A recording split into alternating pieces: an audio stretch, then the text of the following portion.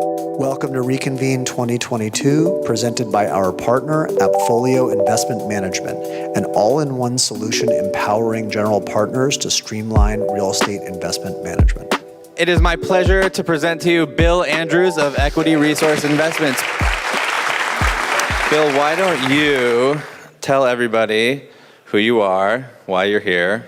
How's the family? Sure. So my name is Bill Andrews, as you guys know. I work with a group called Equity Resource Investments. We kind of go by ERI. We are, somewhat traditional real estate private equity shop. I think we have like about $1 billion of AUM. We just raised a fund. It's like $350 million. It's all real estate. Across asset classes, like kind of all asset classes, but we have some specialties. We invest in real estate direct, we invest in real estate operators, we'll buy fractional interests. I mean, we kind of have a pretty broad mandate as to the type of real estate investing we do, but it's all real estate. Got it. And you knew when you were 9 years old that you wanted to be a real estate investor, yeah? I would say no. When I was 9, I can't remember what I wanted to be, but nothing exotic, or probably nothing actually. I just wanted to be 9. So then how did you end up here? So I'll kind of start by saying I have no background in finance, none. I'm not even very good at math. I was an English major in college. Okay. You're in a room full of people who are terrible at math. Yeah. So, which actually is, I think, probably why I got into real estate, because it's like, it's pretty basic. I went to college, was English major. Graduated, I was kind of like, well, this is useless. I don't know what to do with this. I thought I wanted to be a journalist. I wanted to be a writer. And I was like, well, I'll go to law school and try that out and see if that sort of jump starts anything. Went to law school. I would say by the end of December, I knew I didn't want to be a lawyer, but at that point I already paid for 1 year. So figured I would sort of see it through.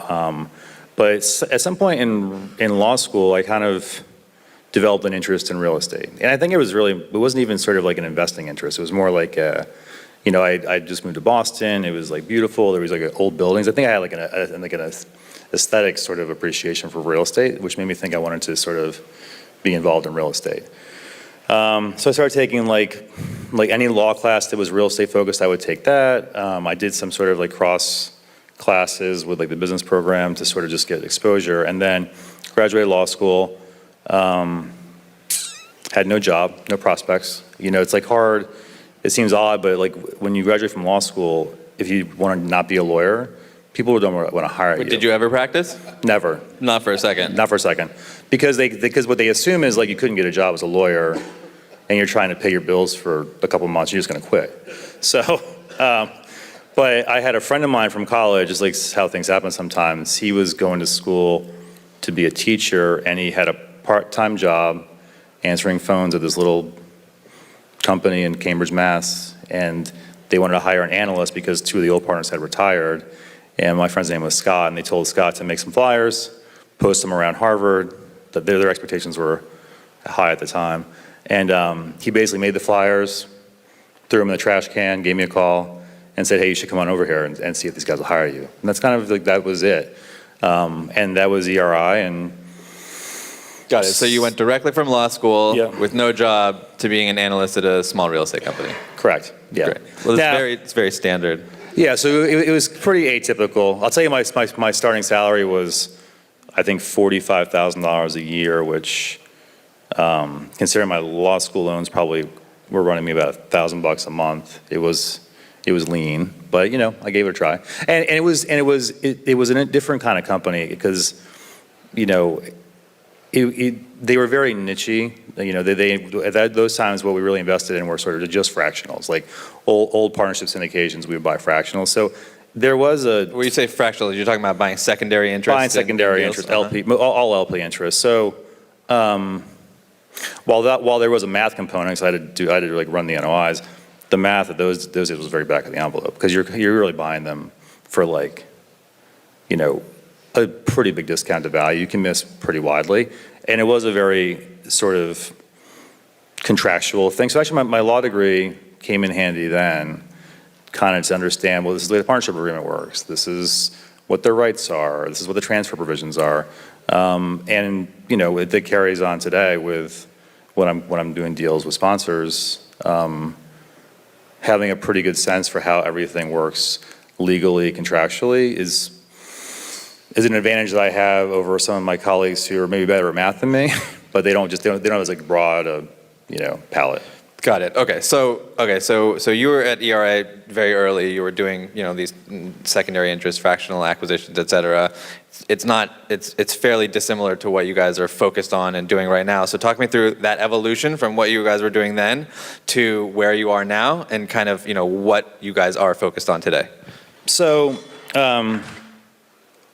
the company's been around since '81. So again, starting with, there was a real focus on these fractional interests for a long time. And then, I mentioned this, but two of the older partners had retired, and then the one partner was quite young, so he wanted to kind of continue it.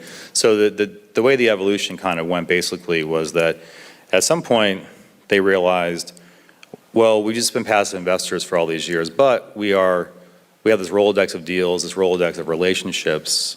We can probably invest in these deals differently than how we have. So basically the first step was. What were you saying, Rolodex of? GP sponsors. Okay. Yeah, so we'd be buying from LPs, but every time you're buying from an LP, you have to deal with a GP to do a transfer or whatever. So we knew the GPs. We were always just viewed as sort of very passive LPs, but we. And what were the property types at this point? So that world, it's interesting because maybe we'll get to it as far as like the current environment, what's going on. But so in the 70s. In the 1970s and early 80s, like almost all real estate was done through these tax loss partnerships. And they changed the tax laws in '86. There was an S&L crisis that kind of came out of that. So basically, like by 1990, like the U.S. was in a very, very heavy duty like real estate recession. So those partnerships did everything. By the time I got to them, it was really almost all multifamily because all the other stuff had gone kaput. So it was mostly multifamily, a fair amount of like affordable housing that got built through these partnerships too. So I would say like 80% multi, and then the rest of it there was like a lot of like, sale leaseback stuff. It was all tax structure stuff. So it was like they were like sale leaseback office buildings, sale leaseback retail. Big office parks. Like it was just like it was a bit of a hodgepodge, but mostly multi. And you were identifying the LP interests to acquire how? Just through like a tender offer process, you would just make an offer to them. Okay. All right. And so it was like it's like more technical than that, but it was like there's a way in which you tender to limited partners in deals, and there's a whole set of rules.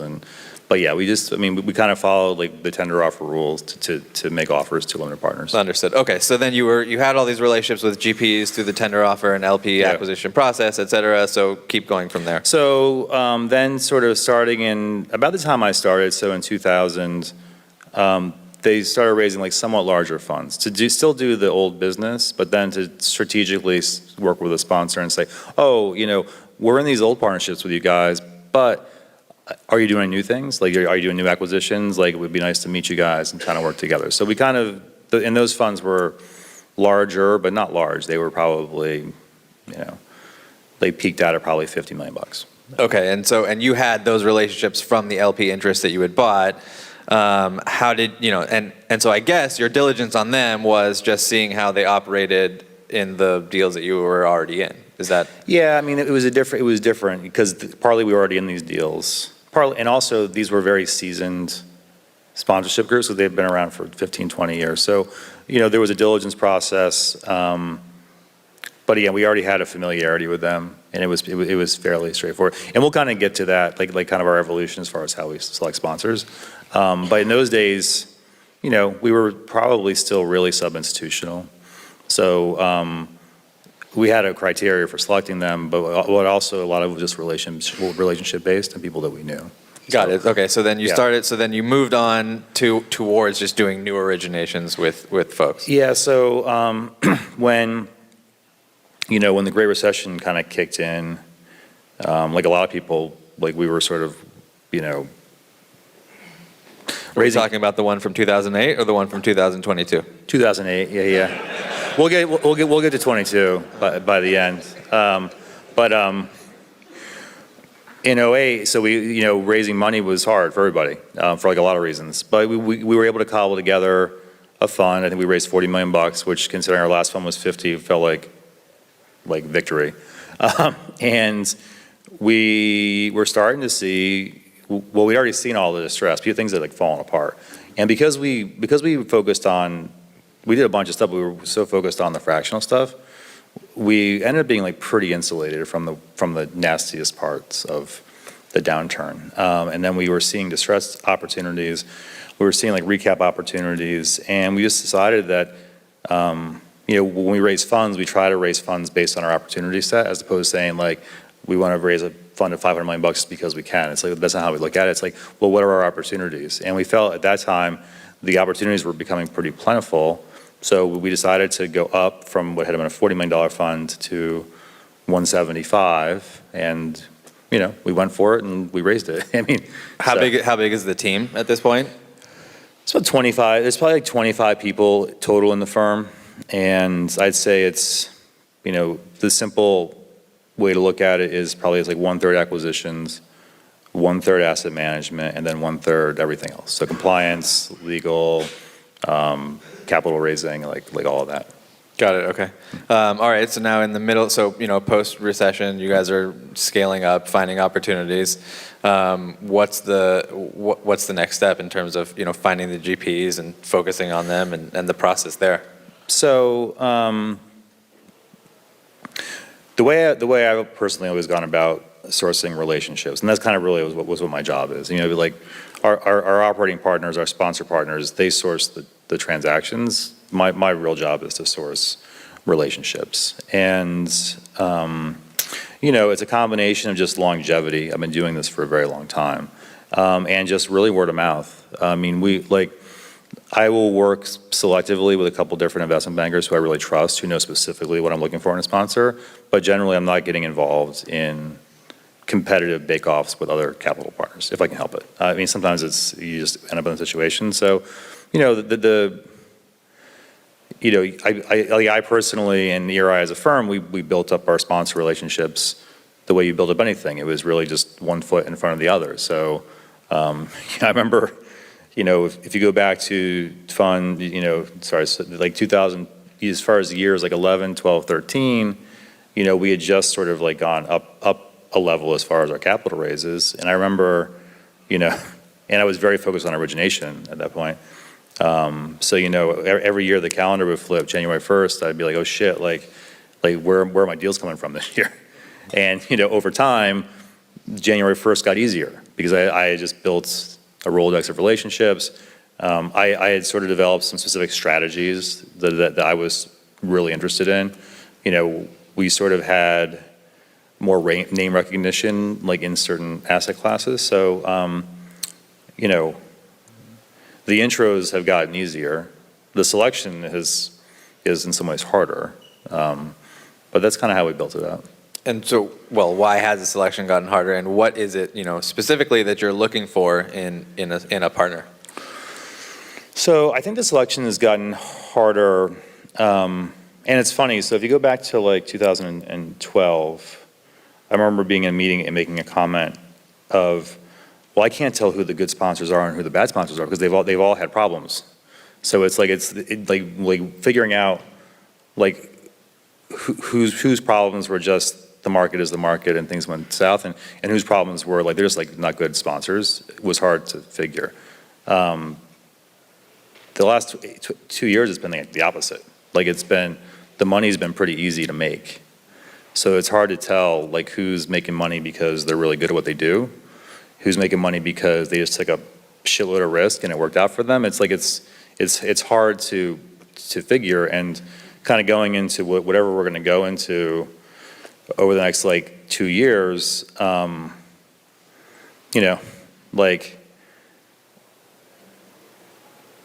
if a sponsor who you've done well with really turns out to be just a front runner, then, and they're just kind of riding the market, well, now's the time when you're probably going to think now you have to kind of figure, okay, well, what do we do? So, So what are the criteria that you're looking for? Or So- are you just, is it a personality thing? Are you just going out to them and, we're with them for lunch, dinner, or Yeah. how they act in certain situations? I mean, how are you making those judgment calls in the first place? So,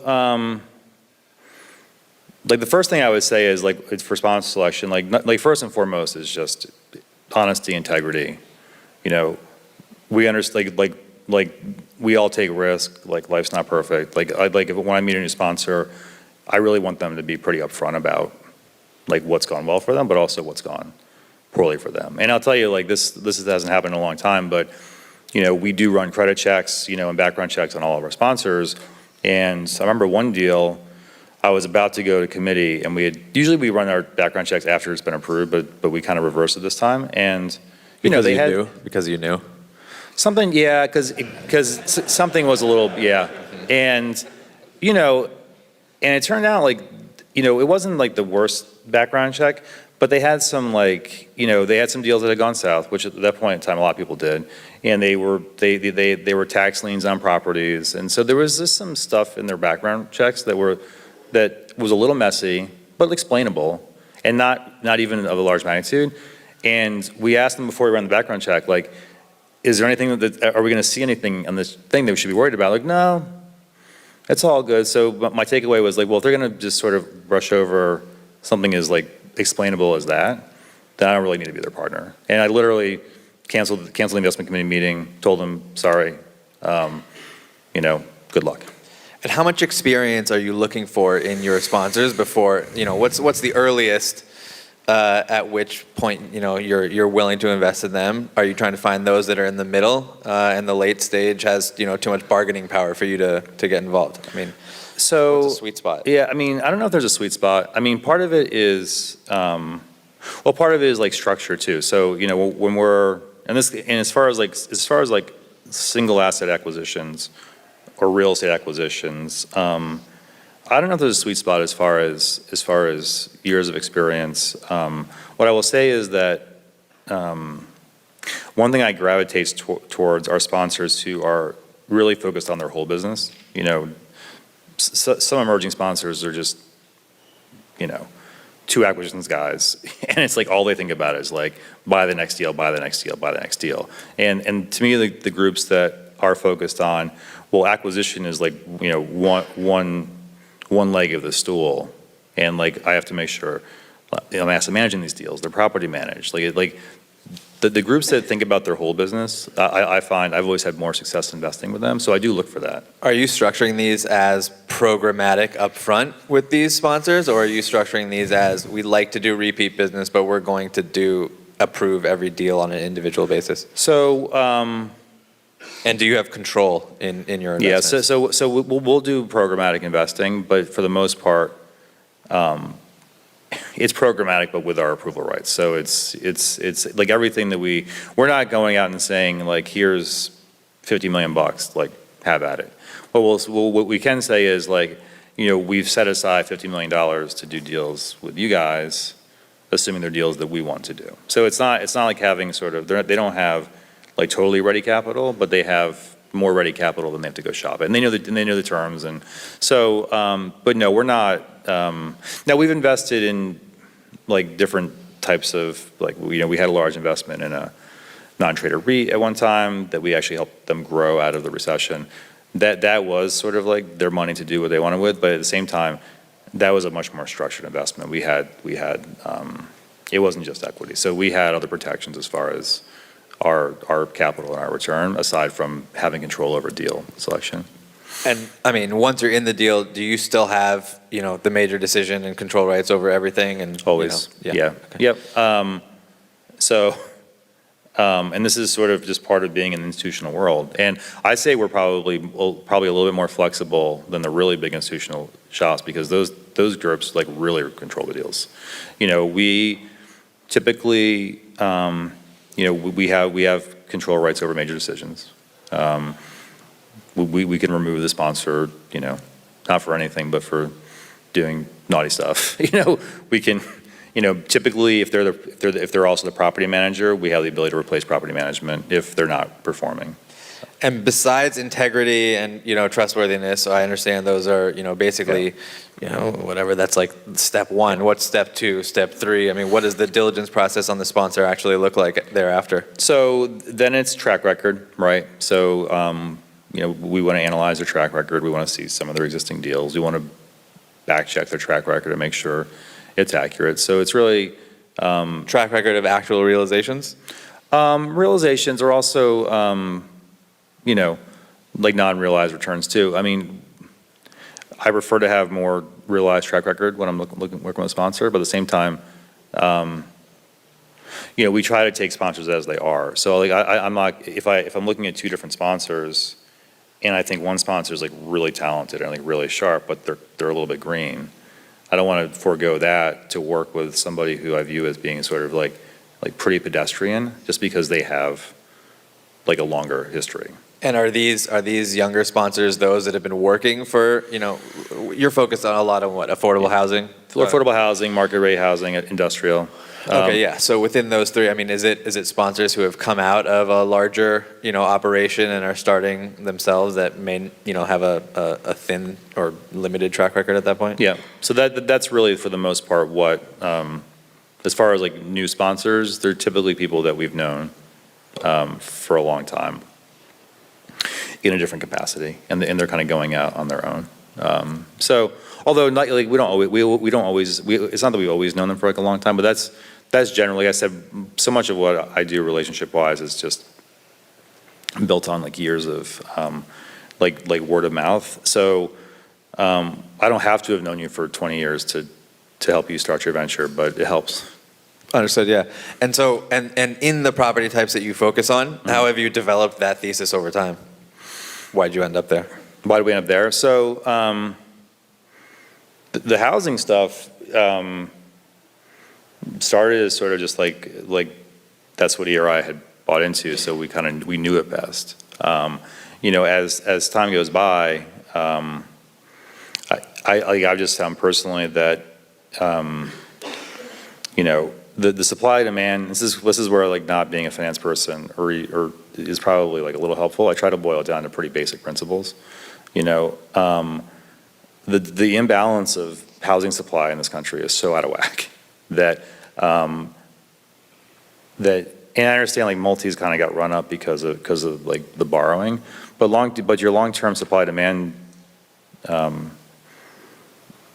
is just really positive. So I mean, if I buy an apartment building, is it possible I don't hit my pro forma rents? Possible, but is there ever going to be like 40% leased? Highly unlikely. Whereas other asset classes, I never was able to get comfortable with some of the other asset classes and underwriting, like larger tenant roll risk. As a matter of fact, I could never, I've never really personally invested in offices because I literally can't. I just can't figure it out. Because people they'll say, well, what's the cash flow? And they'll show you. It's like, well, I agree with you. It's terrible. Yeah, because it's like I would never. Oh yeah, no, I know you guys. I know you guys do it, and but I just could never figure it out because I could never get comfortable with, well, what's my real free cash flow if I'm having to sort of amortize like tenant like lease up and so for us it was just we knew multi. We knew how it worked. We knew what the drivers were, and that's where and then we branched too. So we do a fair amount of industrial. And again, I don't do a lot of industrial because I still can't. Like I said, I can't. This isn't really intuitively until I get to where the value is at. I also this is not my expertise, but the thing with industrial is that I think a lot of people here probably are doing industrial stuff now. But it's like we saw an opportunity because we do everything. So it's kind of like we saw an opportunity. With a guy that we knew from a prior life, it looked interesting. It's a couple $1 million. So we hit underwrote. We like the returns. We invested in it, and really as far as different asset types, we just build it up one at a time. So to my comment on office, if I had been able to figure it out once on a small deal, and expanded my knowledge at it could be 10 years on, I'm doing lots of office, but we just try to invest in things that we can understand, that we know. Start incrementally, figure it out, and kind of go. So even though you're running, your funds are, let's say, a few $100 million at this point, you're still comfortable writing experimental size checks to sponsors just to see how it goes, and Yeah, I think, my personal appetite for it has gotten, less as I get older, is because it's like I don't have the bandwidth because I have to do other things. But I always encourage the people in my group to do that kind of stuff. To do $1 million. I mean, I'm actually, looking at a deal now where it's really $1 million investment, and it comes with potentially pipeline. It's also possible like that $1 million is all we ever invest, and that's fine. It's like not super efficient. I wouldn't want to invest like the whole fund $1 million at a time, but we've had some very positive outcomes starting. I work with a group, probably started working with them in, 2012, 13, maybe 13.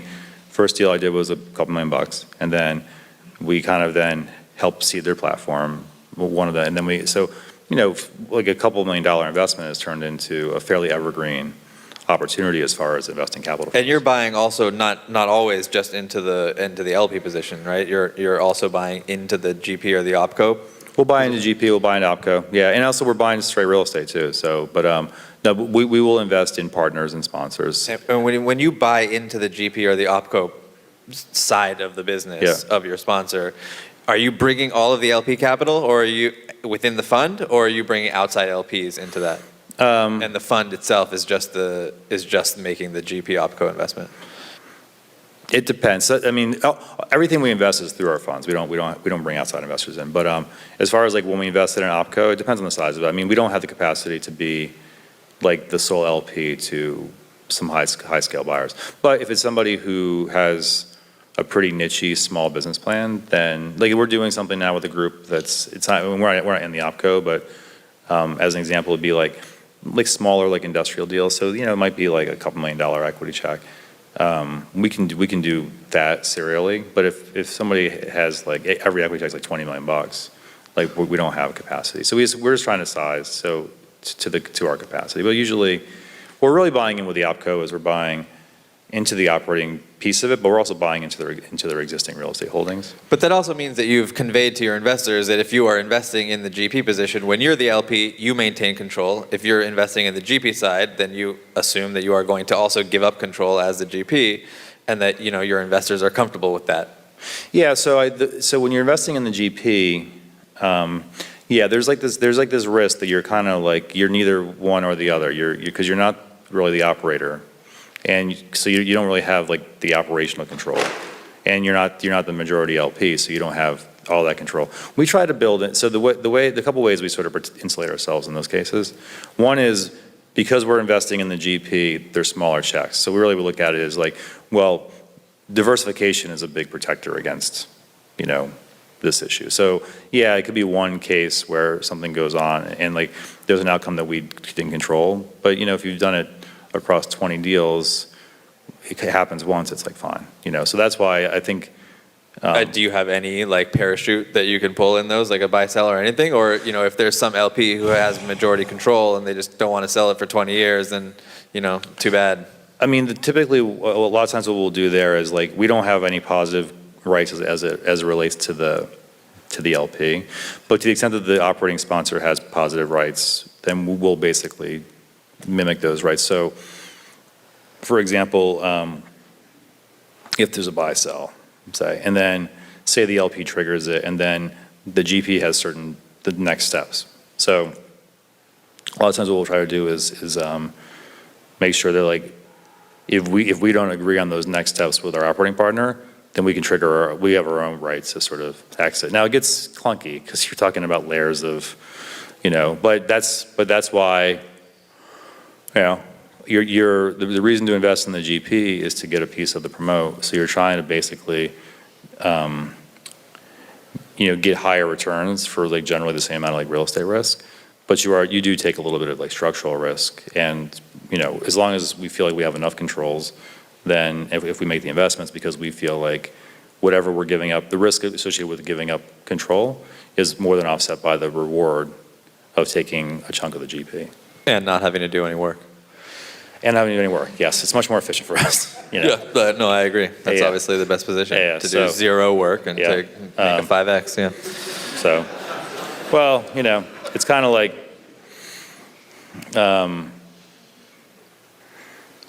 It's kind of like venture capital. it wouldn't, yeah, I mean, the deal wouldn't exist but for us being there, so, But, I will say this, Rooting though. for them from the sidelines. Yeah. But that market's gotten more efficient, too. I mean, I'll tell you that what we used to be able to get for shares of the promote is not, today is not what it was, I'm sorry for your loss. Yeah. Although that could also be changing here in the near term, so we'll see. But that's how that's how we approach. And again, the real thing with us, and I think most people like us, is that we're trying to maintain enough flexibility to actually help these sponsors solve their problems. So they might think it's expensive or whatever, but we are actually kind of saying this is not bespoke investing, but it's the real way I look at it is I checked out your business, I like what you're doing. What are you trying to solve for? What are your... And what is that? Is that co-invest capital, or is that, Sometimes it's co-invest guarantee, capital. Sometimes it's they need to recap out an old partner. Sometimes it's that, they need some infrastructure help because they're kind of getting going themselves. It's kind of depends, it's, we have a very active asset management team, and and we do invest with a lot of smaller sponsors because we're trying to do opportunistic returns. So sometimes some sponsors are fantastic. They're set it and forget it, and some sponsors, our asset management team almost becomes their back office. Sure. So and it's always with the goal towards. We try to align interests on the front side. It's all with the goal towards, cooperation. But at the same time, if there are problems, our asset managers are pretty close to these deals. So when there's problems, you could step in. we step in if we have to. Yeah. Got it. Okay. All right. Well, we only have a few minutes left. So let's talk about, how the world looks to you, a year ago versus how the world looks to you right now, and what you guys are, what you're chasing, what you're not chasing, and how you're thinking about it. So, Say the hurricane thing. oh yeah, so backstage I kind of gave this analogy to the way I think about this interest rate stuff, and it's hard to do with a microphone in my hand, but if you think about those maps when a hurricane is forming, and there's this dispersion, and depending on, if it turns this way, then it just sort of fizzles out and it's like a rainstorm and maybe some trees fall down. But then if it turns this way, it's levels an entire city. And it's this is kind of what's going on with rates right now feels like to me. So I'm not a prognosticator, but it's heading right for us. yeah, I mean, it feels like it's more category 5, When I say 5, I mean 5% interest rates. 4. But then a category 4 or 3. But at the same time, I don't know. It's like I said. It's we're not market timers. The thing I'll say about if rates really jump is not so much that whether there'll be distress or not. I just think it's going to be hard just to even get deals done. It's when there's just that much volatility in rates, and they jump, and you have sellers whose expectations are anchored to what was happening 12 months ago. I mean, and this is kind of what happened in the Great Recession, at least in my experience, was that there was this expectation that, oh, goody, deals are just going to start flying my way. And that's not what happens. What happens is that everybody hunkers down. If you have a problem with your lender, you figure out how to sort of stop the bleeding. But extend and pretend was a real thing the last time around, but I think it's just a real thing always, that the deals that will fall out are the ones that we're probably going to do poorly anyway. And then how assess distress is hard. So I don't know. It's like that's my biggest thing with rates is just that. Are you approaching this market any differently than you always do? So it depends. You know, on the affordable housing stuff, not so much. I mean, because it's most of those deals are baked, the debt's in place. It's all pretty, and the rents are all. It's like it's very structured. But on just straight acquisitions, you know, so our biggest challenge now is that, you know, we see deals they kind of pencil. Actually, in some ways, they pencil better than deals a year ago on an unlevered basis. But you can't get the leverage, and we're not like leverage junkies. We try to use an appropriate amount of leverage, but really what's happening is that because the leverage has come down so much, you know, deals that, you know, would have required like a $7 million equity check a year ago are now requiring like a $12 million equity check, and that's in some ways fine if the basis is lower and you can underwrite the returns. But the problem is that, you know, we have our own capital limitations too. So in some ways and we want to stay pretty diversified. So it's you know, we're not big fans of writing like $18 million equity checks on like one-off deals. And the problem is like these days, like if you have like a $40 million deal, 18 million bucks is kind of like the check you have to write. And it's just really, it's made it really hard to find deals. We have to go kind of go down to like smaller deals, or just be patient, or try to partner with other groups. But this is a problem that's now becoming a bit, you know, bit more widespread. We're seeing this like rinse and repeat situation where we'll see a deal from a sponsor and they just have to raise way more equity than they ever expected, and they have no way to do it. And we can't, you know, we can't fill the gap for them. We could do it once maybe, but we just can't. You know, we have to like twice as big a fund to be able to have the same amount of diversification. And are those times when you can come in on the sponsor side and say, listen, we'll help you on the LP side, but we're going to take a piece of the GP for helping you raise the additional capital, or is that not really the business?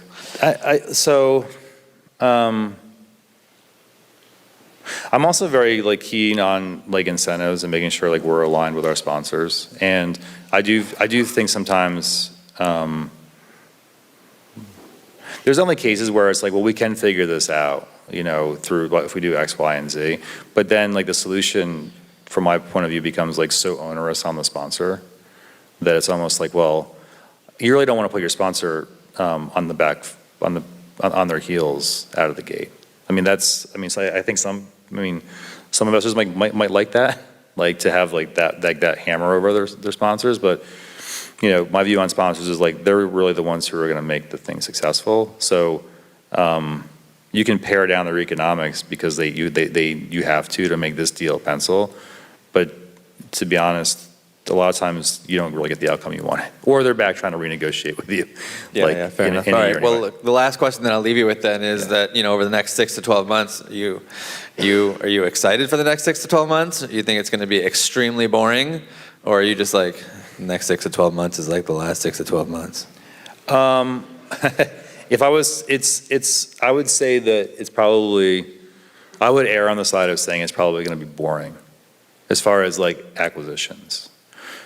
As far as like asset management, I don't know. We'll see. It could be terrifying, but as far as acquisitions, I just think it's like I said, it seems like the bid ask is like so wide, and until the bid ask sort of like comes in, I just think it kind of like grinds markets to a halt. So I don't know. My expectation is like the next 6 to 12 months will be boring. Unless something... You heard it here first. Yeah.